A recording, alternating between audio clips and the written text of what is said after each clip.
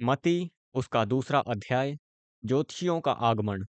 हेरोदेस राजा के दिनों में जब यहूदिया के बैतलहम में यीशु का जन्म हुआ, तो पूर्व से कई ज्योतिषी यरूशलेम में आकर पूछने लगे, यहूदियों का राजा जिसका जन्म हुआ है वह कहाँ है?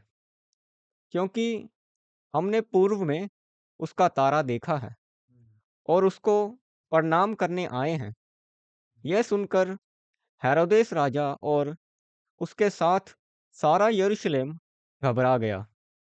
तब उसने लोगों के सब प्रधान याजकों और शास्त्रियों को इकट्ठा करके उनसे पूछा, मसीह का जन्म कहाँ होना चाहिए? उन्होंने उससे कहा, यहूदिया के बैतलहम में, क्योंकि भविष्यवाणी के द्वारा यो लिखा गया है, हे बैतलहम, तू जो यहूदा के प्रदेश में से, तू किसी भी रीति से यहूदा के अधिकारियों में सबसे छोटा नहीं, क्योंकि तुझ में से एक अधिपति निकलेगा जो मेरी प्रजा इज़राइल की रखवाली करेगा। तब हेरोदेस ने ज्योतिषियों को चुपके से बुलाकर उनसे पूछा कि तारा ठीक किस समय दिखाई दिया था, और उसने यह कहकर उसे बैतलहम भेजा, जाओ उस बालक के विषय में ठीक ठीक मालूम करो, और जब वह मिल जाए तो मुझे समाचार दो, ताकि मैं भी आकर उसको प्रणाम करूं।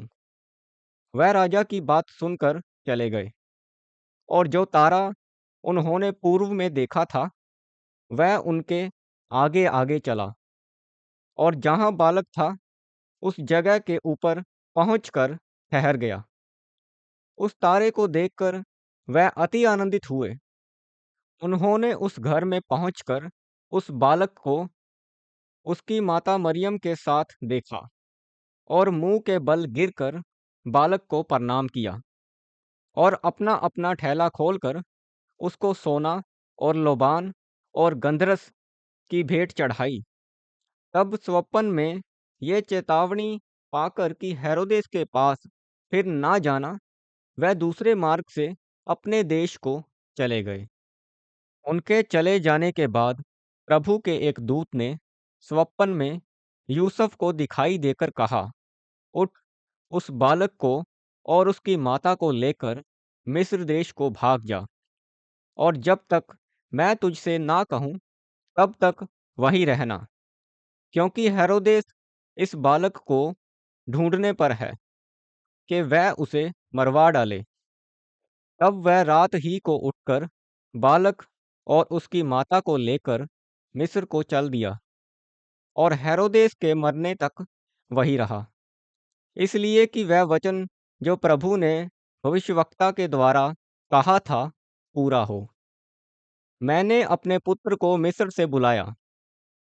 जब हेरोदेस ने यह देखा कि ज्योतिषियों ने उसके साथ धोखा किया है, तब वह क्रोध से भर गया, और लोगों को भेजकर ज्योतिषियों द्वारा ठीक ठीक बताए गए समय के अनुसार बैतलहम और उसके आसपास के स्थानों के सब लड़कों को जो 2 वर्ष के या उससे छोटे थे मरवा डाला।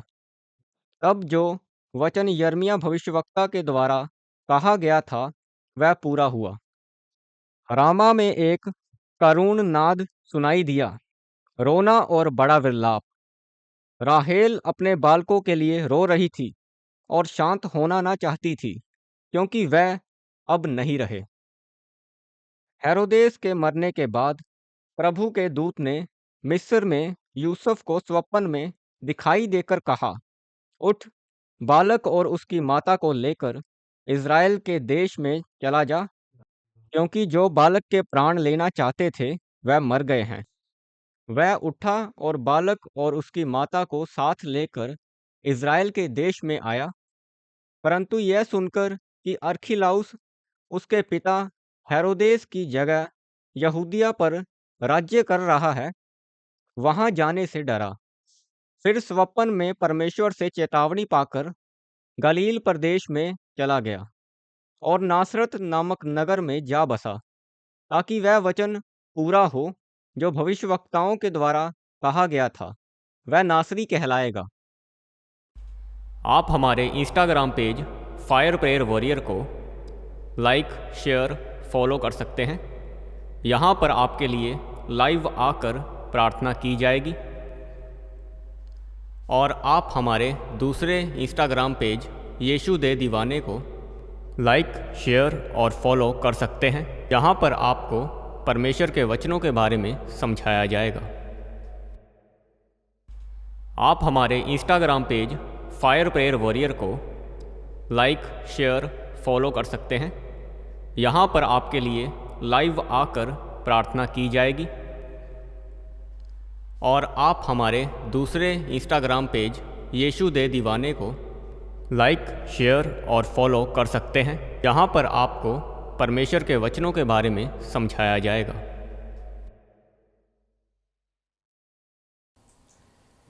आप अपने दान, दशवांश और भेंट हमें इस अकाउंट नंबर पर भेज सकते हैं, या आप अपने पेटीएम या फ़ोनपे के द्वारा हमारे QR कोड को स्कैन करके अपनी ऑफरिंग भेज सकते हैं।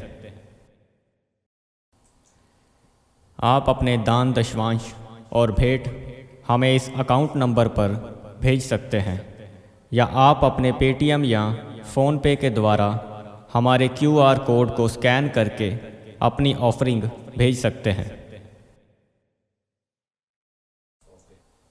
आप अपनी प्रेयर रिक्वेस्ट इस व्हाट्सएप नंबर पर हमें भेज सकते हैं। आप हमें फ़ोटो, नाम और अपनी प्रॉब्लम लिखकर इस व्हाट्सएप नंबर पर हमें भेज सकते हैं। हम आपके लिए निरंतर प्रार्थना में रहते हैं। आप हमारे साथ सुबह 4 बजे और शाम 5 बजे प्रार्थना में जुड़ सकते हैं।